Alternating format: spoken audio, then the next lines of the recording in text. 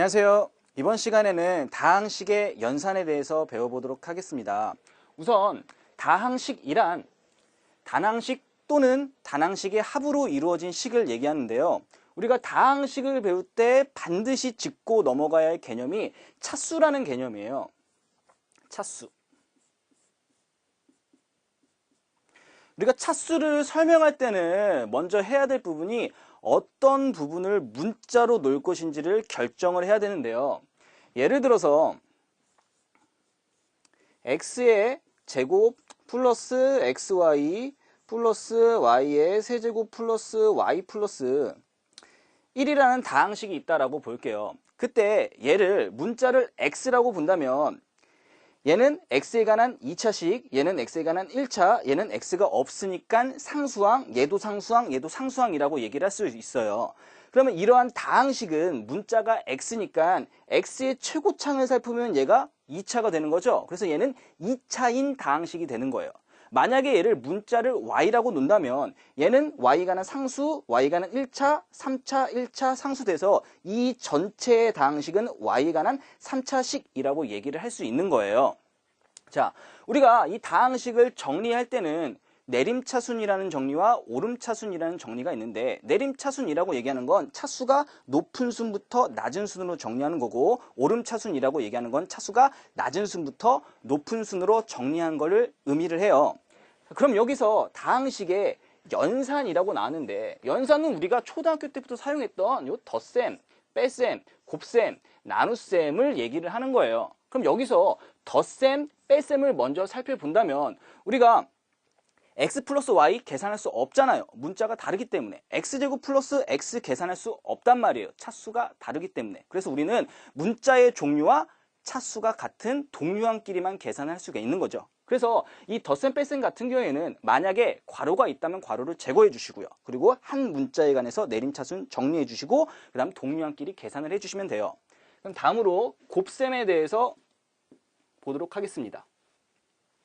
자, 그럼 곱셈이란 얘는 지수법칙과 분배법칙을 이용하여 전개한다라고 얘기했는데, 얘는 뭐 간단하게 얘기를 하면 뭐 x 곱하기 x 플러스 y라는 식이 있으면 얘를 이렇게 하나씩 전개하는 게 이게 이제 분배법칙이고, 얘 x 곱하기 x 하면 얘가 x 제곱 이렇게 써지는 거잖아요. 그럼 얘를 우리가 이제 지수법칙이라고 얘기를 하는 거예요. 이 지수법칙과 이제 분배법칙 같은 경우에는 중학교 때 많이 다뤘으니까 이거를 좀 살펴본다는 개념을 하고 그럼 좀 간단하게 넘어가도록 하겠습니다.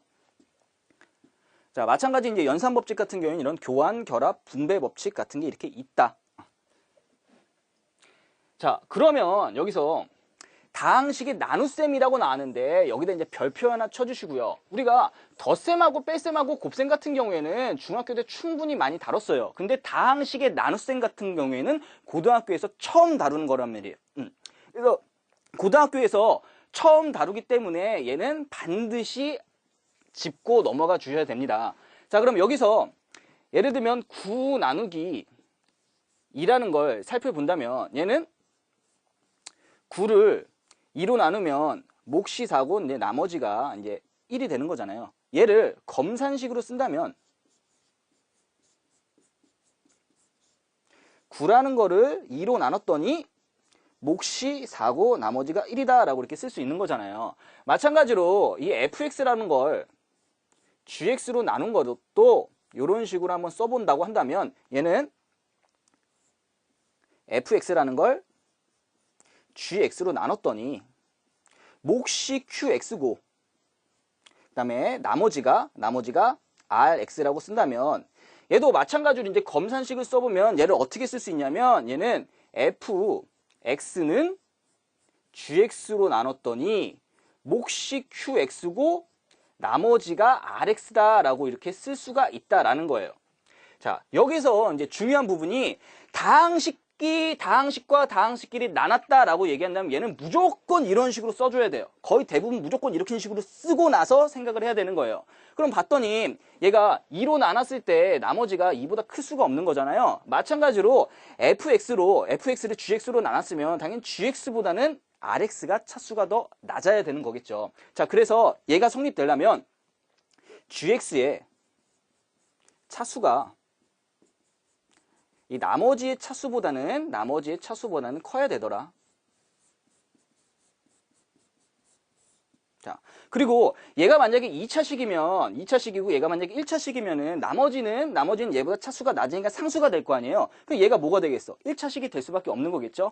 얘가 만약에 3차식이고 얘가 만약에 2차식이면은 얘는 뭐가 될 수밖에 없어? 얘는 1차식이 될 수밖에 없는 거예요. 그래서 이 fx의 차수는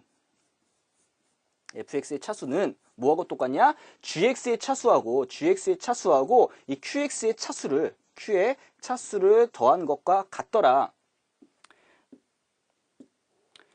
자, 그래서 이 나누는 식의 차수에 따른 나머지 표현을 좀 더 자세하게 살펴보면요. gx가 만약에 1차식이면 나머지는 1차보다 낮은 차수가 되니까 상수가 될 거고 2차식 이하면 나머지가 1차 이하가 되니까 1차 또는 상수, 3차식이면 나머지가 2차 이하가 돼야 되니까 얘는 1차 또는 2차 또는 상수가 돼야 된다라는 얘기예요. 자, 우리가 다항식의 나눗셈을 보면 직접 나누는 형태하고 나머지 정리 조립제법 형태가 있는데 이 나머지 정리 조립제법은 저희가 다음 시간에 하기로 하고요. 이 직접 나누기에 대해서 한번 해보고 넘어가겠습니다. 자, 직접 나누는 형태를 본다면 얘 앞에 있는 최고차항을 없애주기 위해서 여기다가 2의 x를 제곱을 해주시면 2의 x의 세제곱 플러스 4의 x제곱 형태가 되겠죠. 그대로 빼주시면 얘는 마이너스 2x의 제곱 마이너스 3x 플러스 1 이렇게 되고요. 얘가 마이너스 2x 제곱이니까 마이너스 2의 x를 곱해주시면 얘가 마이너스 2x 제곱 마이너스 4x가 되고요. 그대로 빼주시면 얘는 x 플러스 1이 되고요. 그럼 여기서 한 번 더 나눠줄 수가 있으니까 여기 x 플러스 2를 해주시면 빼주시면 마이너스 1이 됩니다. 자, 이렇게 다항식의 연산에 대해서 배웠는데 덧셈, 뺄셈, 곱셈, 나눗셈이 있는데 그 중에서 핵심 포인트는 뭐라고? 나눗셈이라고 여겨요. 오케이? 이번 강의는 오늘 개념은 다항식의 연산에 대해서 배워봤고요. 이번 강의는 여기까지 하겠습니다.